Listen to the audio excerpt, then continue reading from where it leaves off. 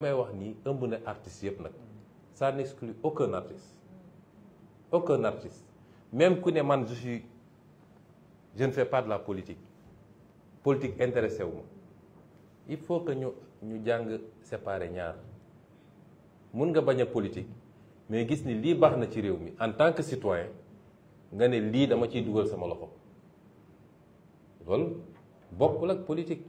jëndoo carte de membre demoo ci meeting ànd ak truc mais lii état bi da koo bëgg a def par exemple ci mbay mi fexe ba remobiliser sénégalais autour de l' agriculture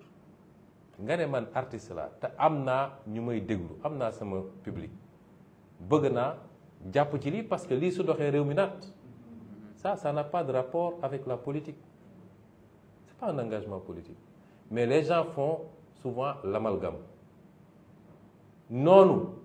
nga xam ne imam biy def prêche am wala prêtre biy def sermon jàpp na ni lii baax na suñ ko defee mu ne tey dinaa xutba ci retour à l'agriculture wax ak ndaw ñi mais loolu est-ce pour autant que il est devenu un partisan de Pastef non parce que am na loo xam ne bu doxee ci programme bi Sénégal yëpp la doxal duñ fi defar hôpital de dernière génération ñu ne waa Pastef rek a fiy faju ñëpp a ciy faju tali yi bu baaxee duñ ne waa Pastef ñoo ciy dugg ñoom kese leneen ak leneen s'il y a de l'emploi les gens les entreprises recrutent indépendamment de la coloration politique moo tax ñun ñëpp suñu préoccupation moo war a doon na réew mi dox kon yeneen phase yaa ngi ñëw débat yi ñuy posé yëpp am na ñu dem ba bugg a jàllale ci bopp nit ñi sax que oui on veut passer l'éponge impunité et cetera non loolu yëpp am mais lu nekk ak temps rek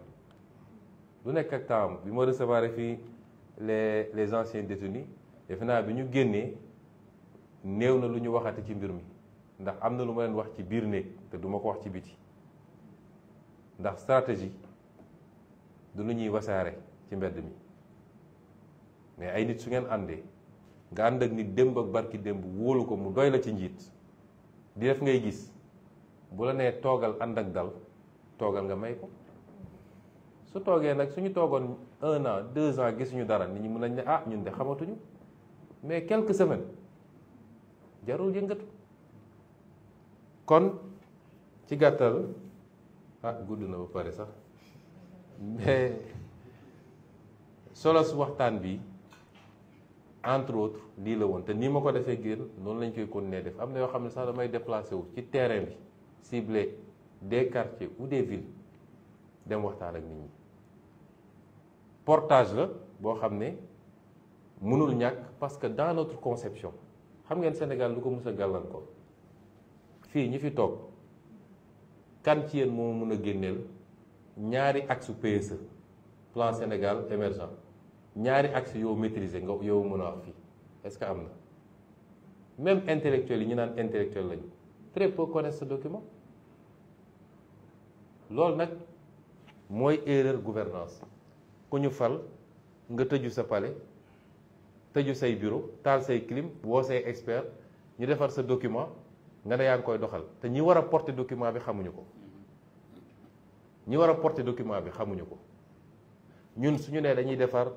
on va présenter bientôt aux Sénégalais le plan la vision Sénégal 2050 xam ngeen suñu yitte mooy lan ñu dem ba Sénégalais ki yor taxiem di dawal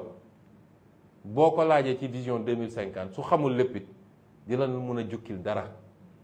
lu jëm ci secteur am peut-être ne la lii de nee nañ dañ koy def te nii lañ ko bëgg a defee te suñ ko defee dina baax parce que kooku bu xamee loolu dina la mën a gunge ku xamul foo jëm mun la gunge donc le portage du projet la réalisation la réussite va dépendre ci niveau appropriation populaire bi document bu ñu ko génnee Sénégalais yëpp war nañu xam ñii fan lañ jëm fan la ñu bëgg a yóbbu dans 5 ans dans 10 ans dans 15 ans dans 20 ans loolu il faut que Sénégalais xam ko c'est extrêmement important ça conditionne la conduite du changement et la réussite dans la réalisation kon loolu du liggéey bu ndaw artistes yi am nañ ci cër bu ñu paree yëpp dañuy def ay atelier dem tëju quelques jours quelque part ñu ne tey artistes yi la ñu ñëw génne programme bi experts yi def exposé nit ñi poser seen question ngeen comprendre lii lan la bu ngeen koy restituer dina yomb. noonu lañ koy defee ak beneen segment kon ñun xam nañ fi ñu jëm te dama koy wax toujours gannaaw yàlla gisuma lu ñu mën a tere réussir incha allah ndax réew boo amee yéene ci réew mi bëgg réew mi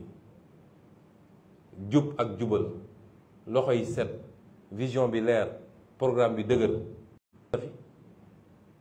kon delluwaat gërëm leen bu baax ne nag dama inversé affaire bi parce que bi may ñëw damay ubbi rek sànni ci débat bi ne leen kenn ku ne dama bëgg ngeen wax ma naka ngeen gisee affaire bi c'était pour tester un peu les sensibilités voir aussi le niveau de compréhension ak l'analyse que les gens se font de la situation fi ñu toll nii mais suñu commencé rek taxaw bi day métti teewul dinañu delloo kàddu gi déglu leen ci seeni préoccupation seen analyse aussi am na solo seen gis-gis ci mbir mi ak seeni suggestion seeni recommandation parce que yéen a ngi nekk en contact ak ay nit yoo xam ne man nekkuma ak ñoom en contact président Diomaye nekkul ak ñoom en contact te loolu dafa am solo aussi ci liggéey bi merci beaucoup kon ma bàyyi El Malick.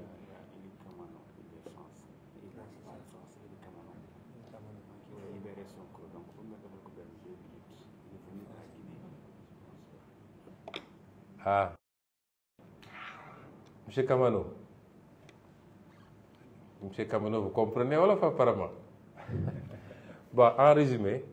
mais je vais faire le résumé pour vous. En cas, je me réjouis de vous voir ici. Ça nous réconforte dans notre perception panafricaniste. La Guinée, le Sénégal, la Côte d'Ivoire, le Mali, Burkina, sommes les mêmes pays. Et nous devons aujourd'hui prendre la hauteur par rapport aux enjeux qui nous interpellent. Souvent, nous retombons dans les mêmes pièges qui, in fine, ne concourent qu'à une chose, diviser encore les Africains plus qu'ils ne le sont. Sur des détails, tel a dit ceci, tel a fait cela, nous ne sommes plus panafricains, nous ne sommes plus ceci. Vraiment, on doit dépasser cette étape-là. C'est pourquoi je suis très content de vous voir ici. Et en résumé, ce que j'ai voulu expliquer, j'ai tenu à rencontrer une petite poignée d'artistes sélectionnés par rapport à leur engagement à nos côtés durant les moments où ça a été extrêmement difficile, extrêmement dur. Et ils ont été là. Et par leur production artistique, ils ont donné quand même une certaine portée au message. Nous savons tous qu'il n'y a pas meilleur moyen de véhiculer un message que l'art, dans toutes ses formes. Donc c'est pourquoi cette réunion marque en réalité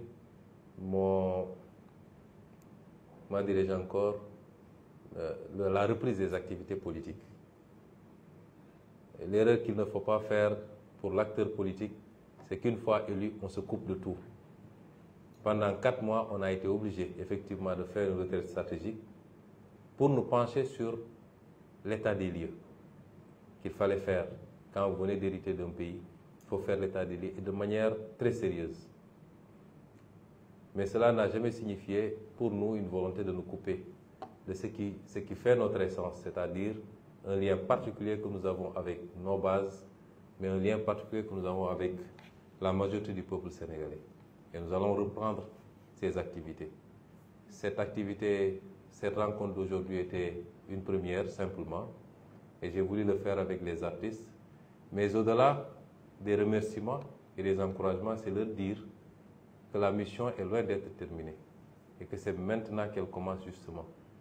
Que nous allons dans les prochains jours présenter le nouveau référentiel des politiques publiques qui doit se scinder en plusieurs étapes, une vision sur 25 ans, mais des déclinaisons quinquennales et décennales. Et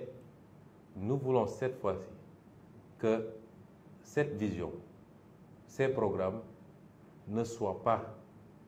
l'apanage de quelques élites enfermées dans leur bureau. Il faut que ce soit